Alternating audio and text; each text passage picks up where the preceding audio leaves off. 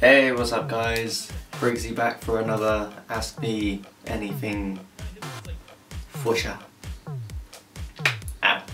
Right, this time around I've found a site that kind of just, it's got like loads of different questions that people will normally ask other people, or just good questions, because I didn't post a status asking people for questions this time because I'm lazy. So I'll probably just do 5 this time, just a slightly shorter video, just to see how that goes. But yes, so bear with me because I've only looked through these a couple of times and I haven't really picked anything yet. So I'm just going to decide on the fly what would be suitable or what I would deem entertaining. So. Right, okay, let's go with this one. So, what is your earliest memory? Well, considering I'm quite a forgetful person in general, like I literally do have a memory like a sieve. I can remember like really like obscure things about films, but you know, things to do with like where you gotta be for a certain time and shit like that, I'm normally quite forgetful about. So my earliest memory, I'm pretty sure anyway, would be when I used to live in Epsom, because originally I'm from Surrey, and we used to live in these, like, you know, there's like high-rise flats, well not, I guess that's the right term for it, but just block of flats, and I had this like teddy bear. I was eating, I had it in this arm and I was eating biscuits, chocolate digestive, and I was talking, I like turned my head to look at, like, because my parents were on the bed here and I was on the floor, and I was talking to them about something. My sister was sat next to me and she took a bite out of my biscuit, but I didn't realise, and I turned back round and I was like, because it was a whole one at first, and I was like, oh my god. And I looked at her and she said that she didn't bite it, and I looked at my teddy bear and for some reason I was like, you ate my biscuit to a teddy bear. Bearing in mind, I was probably only about 4 when this happened, so you know, don't judge me too harshly, but yeah, that's probably the earliest memory I have. That's going back quite a while, yeah. It's not a very interesting one, but you know, the fact that I thought my teddy bear was a stealing bastard, you know, kind of comical. Let's see now.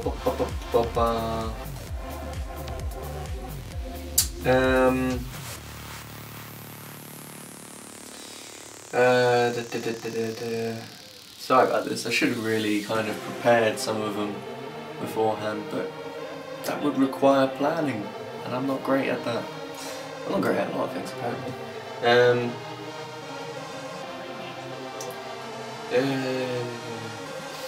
Go with who has been kindest to you in your life.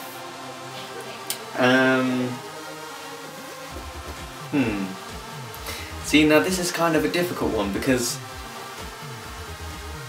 I mean, most people would tend to say their family and stuff like that, which I guess to a certain point is true.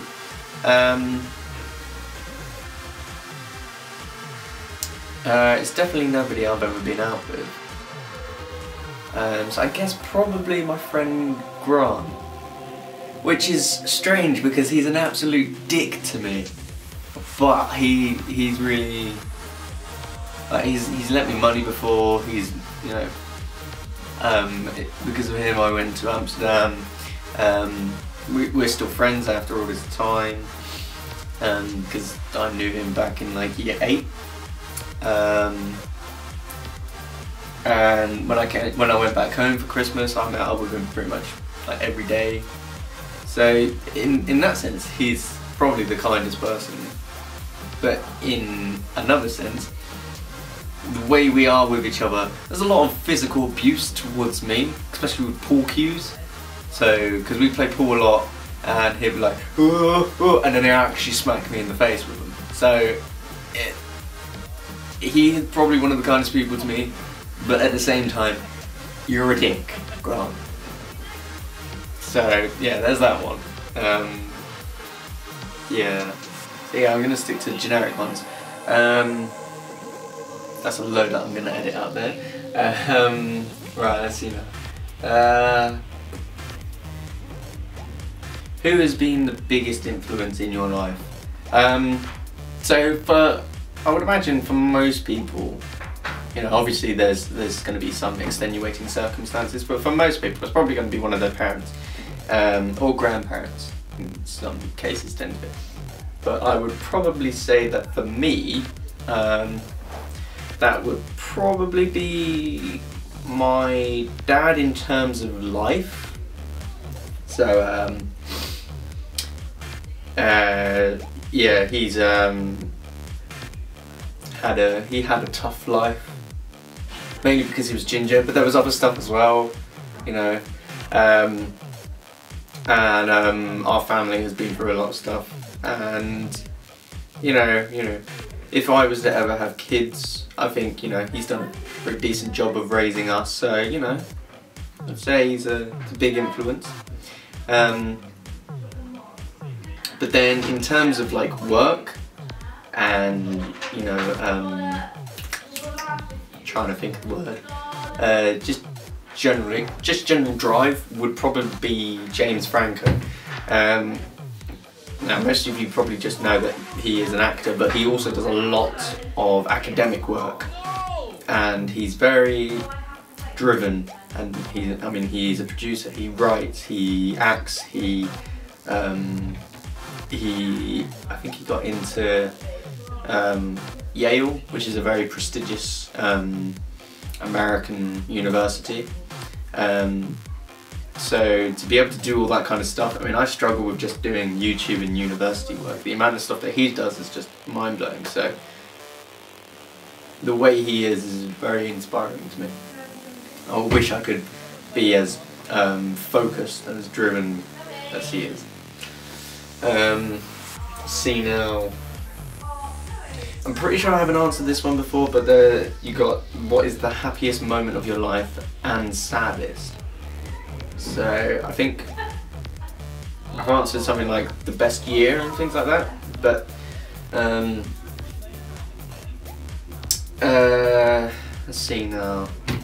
Happiest moment, it's gonna be tough. I mean, I could go for something silly like The Dark Knight Rises. Oh my god, when I watched that, whew, man, wow. But I wouldn't go for something like, for some people, like especially if they're still with this person, when they lose their virginity, that's usually like the happiest moment of their life. For a guy, I would imagine anyway, especially if he's still with that person. That's like a major happy thing. But my first time was atrocious. I'll probably save that for like another time, because that's just funny. But yeah, that's hard. I guess like with certain people, like probably my ex, there was a few times when I was just like really happy. It's hard. I mean, you have to essentially like go through every single experience that you've had in your life and then be like, right, and then you got to then like scale them against each other. It's hard.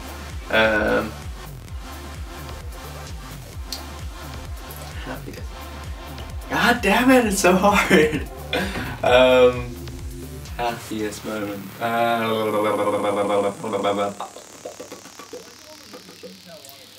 don't know, I would go for maybe MCMX, but I mean, like, being there was just so much fun.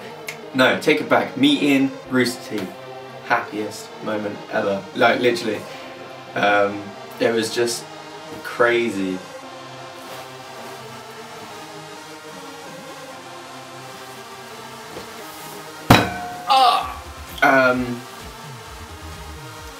Yeah, yeah, it was just so surreal. I mean, like, I think it's the same whenever you meet someone famous, but for me, particularly with them, I'm used to just seeing them in a small screen, and then to see them in person was just bizarre. It was really odd.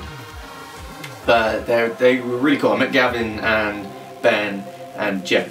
Jeff plays Griff from Red vs Blue, and yeah, it was awesome. You know, had a little conversation with him about tattoos.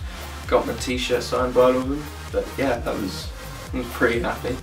And the saddest, possibly when I broke up with like my first major girlfriend, like that was pretty sad at that time, because you know, normally in your first major relationship you've never experienced stuff like that, so when you actually do break up with them, there's nothing that can kind of prepare you for it.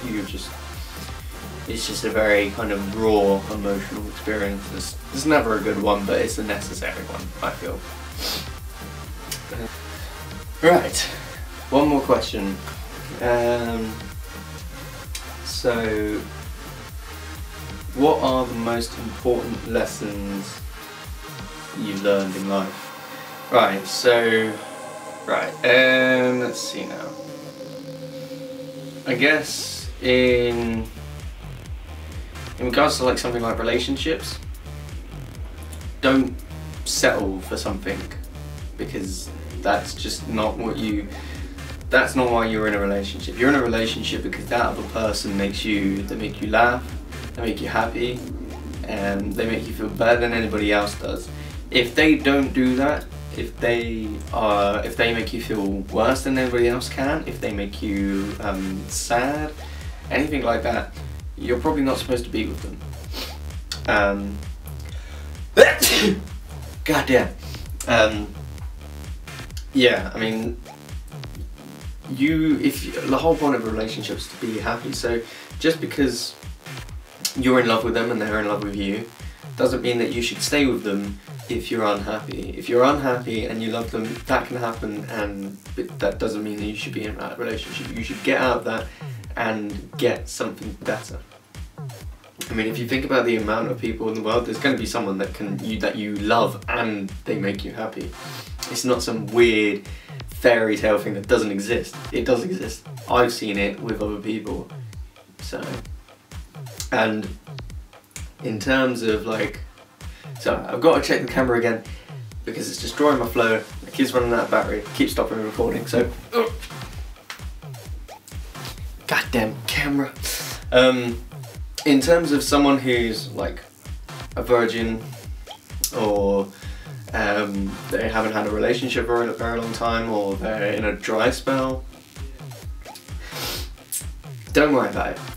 The amount of people in the world is just ridiculous, and the amount of people that you could potentially meet each day is a lot of people. But the only way that you're going to meet these people and increase the odds of you actually finding someone is by putting yourself out there.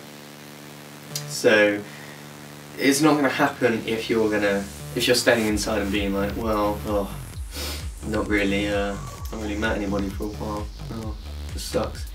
What you've got to do is you've got to go out there. You've got to start meeting new people, and by meeting people, so say for example, you could stay in one night, or if your friend invites you to a party and you went with your friend to that party, you've instantly increased the chances of you meeting someone that finds you incredibly attractive and wants to jump your bones and would do all kinds of nasty shit with you.